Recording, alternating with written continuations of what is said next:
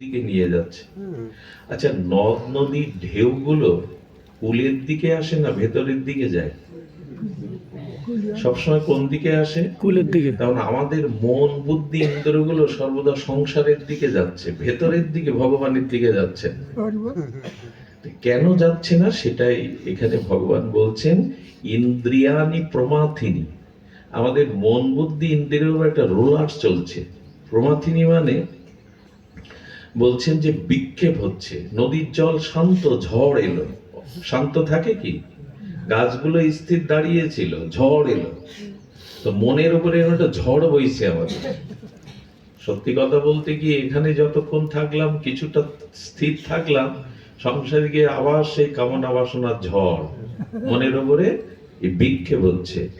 হরন্তি প্রসভং, বলছেন এই বিদ্যা, এই জ্ঞান, এই পাণ্ডিত্য, এত দুঃখ কষ্ট দেখবার পরও সেই ভগবানে যাওয়া যে বুদ্ধিটা, ওইটা হরণ হয়ে যাচ্ছে, চুরি হয়ে যাচ্ছে।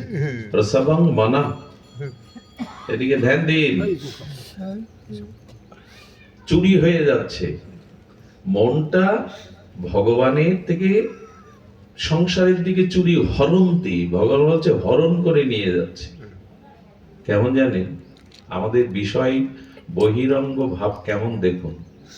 একবার দেবরাজ ইন্দ্র অভিশপ্ত হয়ে পলায়ন করলেন। তো একটি রাষ্ট্রের, একটি সংস্থার প্রধান না থাকলে, শাসক না থাকলে সে রাজ্য চলে না। তো পৃথিবীর একজন প্রভাবশালী রাজা নহুষকে স্বর্গের রাজা করা হয়েছিল। দেবরাজ ইন্দ্রের পদ দেয়া হয়েছিল। যে কম ভাগ্য, পৃথিবী থেকে নিয়ে কাউকে দেবরাজ ইন্দ্র করা হলো।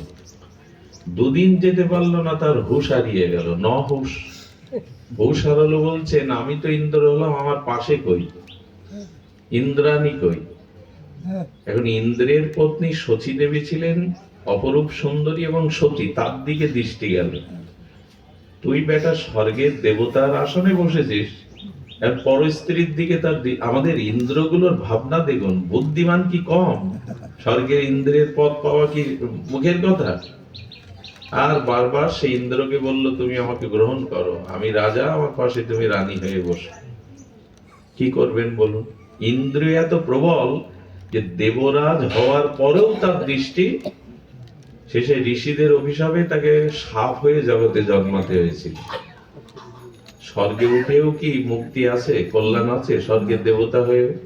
যদি ইন্দ্র মন সংযত না হয়, এই হাজার অনুষ্ঠান, হাজার এই সব কিছু যদি ইন্দ্র মন সংযত না